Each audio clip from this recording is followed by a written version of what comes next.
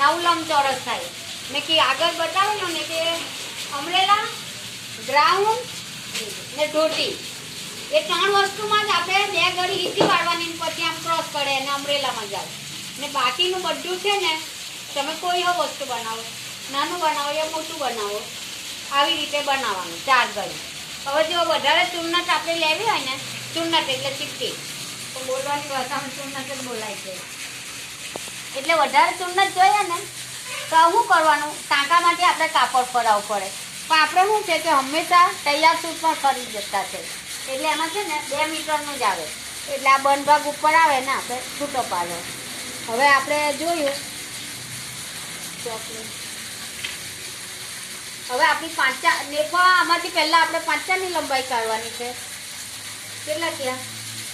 35. હવે આ 35 આપણે નિશાન કરી દીધું. આ એક માર્ક થઈ ગયો 0થી. હવે 0થી 2 એમાં લખલું છે કે પહોળાઈ કાપડ પ્રમાણ. તમે ટાંકો લઈને ટાંકામાંથી 3 મીટર 4 મીટર કપાવે તો પહોળાઈ વધારે આવે, તેમ ચૂર્ણટ પણ વધારે આવે. તો આપણે કાપડ 2 મીટર લીધું છે તૈયારની જેમ, એટલે આ 20ની પહોળાઈ આવી, એટલે આટલે આ 2. હવે આપણી 2થી છે ને કસ્તક લંબાઈ 5 પર 9 ઉતરવાની છે, 2થી 3. બાકીની નેફા પર આવે, એટલે ટોટલ આપણી થાય 16. આ 3.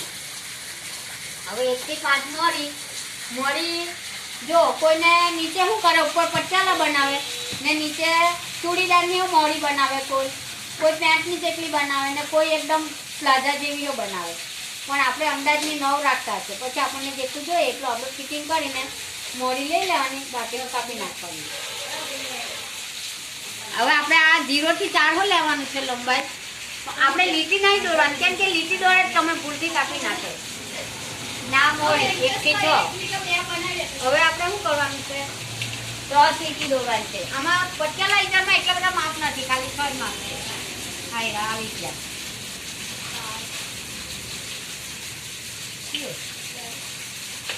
જો હવે માપ લઈ લીધો આપણે 0થી 35 લંબાઈ, ખાલી 5 ત્યાંની નેફાની હાથે નહીં લીધું, અડધું લીધું. 0થી 2 કાપડના પના પ્રમાણે આપણે લઈ લીધું. 2થી 3 કસ્તક લંબાઈ આપણે 9 ઇંચ ઉતરી ગયા.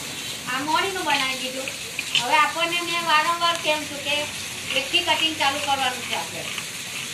હવે આ કટિંગ ચાલુ થઈ ગયું. તમે 3 મીટર કાપડ લેવ કે વધારે લેવ, કોઈ વાર આવા ક્રોસ 2 મીટરમાં તો ત્યાં ક્રોસ કાપડ જ નહીં બચતું, ખાલી 5નું થાય છે. પણ આ જે ક્રોસ નીકળે છે ને હું બતાવી રહેલી છું, જે આ ક્રોસ 4 ઘડીનું નીકળે ને એમાંથી જ આપણે બનાવવાનું છે. હવે આપણે બંધ ભાગે હંમેશા કહેતી છું કે તાંત મારવાની. હવે આ બંધ ભાગે તાંત મારી, પણ આ બે જે ફલ ભાગ છે ને, ફલ એટલે ગળી, એને આપણે આવી રીતે છૂટો પાડી દેવાનો છે. 0થી 1 વાર આ નંબર પર જ ફલ રહેવું જોઈએ, એની પર જ ગળી ભાગ રહેવો જોઈએ. બાકીના પછી બધા જ છૂટા જ આવે ઉપર નીચે સાઈડમાં. હવે એક પછી આપણે રાખી દેવાનું. ચાલો હવે આ થઈ જ ગયું. હવે આપણને એમ થાય કે હવે નેફાનું કાપડ તો બચ્યું નથી, હવે નેફો કેવી રીતે કાઢે? તો ઘણા શું કરે છે કે 5નું કાપડ નીકળે તો 5નું બનાવે ને ઉપર જે સમીર એટલે ટપ ઉપરનું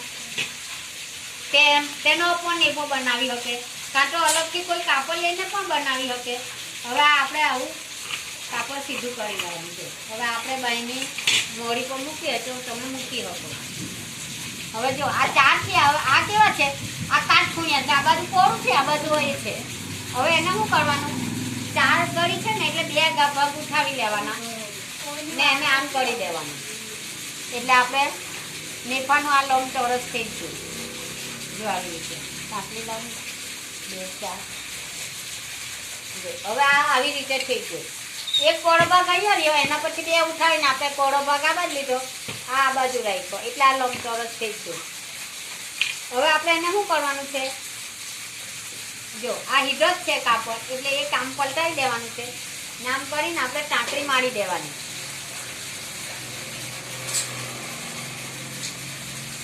હા, હવે તમે આવી રીતે એને શું કરો, આમ સિલાઈ મારી દેવાની, પછી આમ પલટાવીને આપણે કોઈ એક ભાગ જોડીએ એટલે એની પર આપણે ચપટો હુંડો કરતા છે.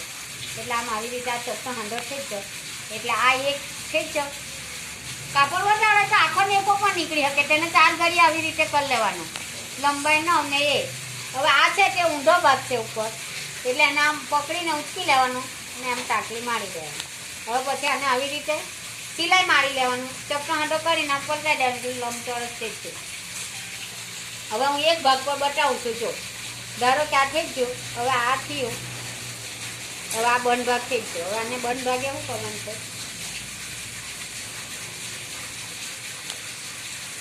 આવી રીતે આપણે લંબાઈ લેવાની છે. એ તો હું પછી આપણે નેફાની સિલાઈ મારો ને તો પાછું છે. જો આ ગળી ભાગ થઈ ગયો, ટાંકી મારીને મેં ગળી ભાગ બતાવી દીધું.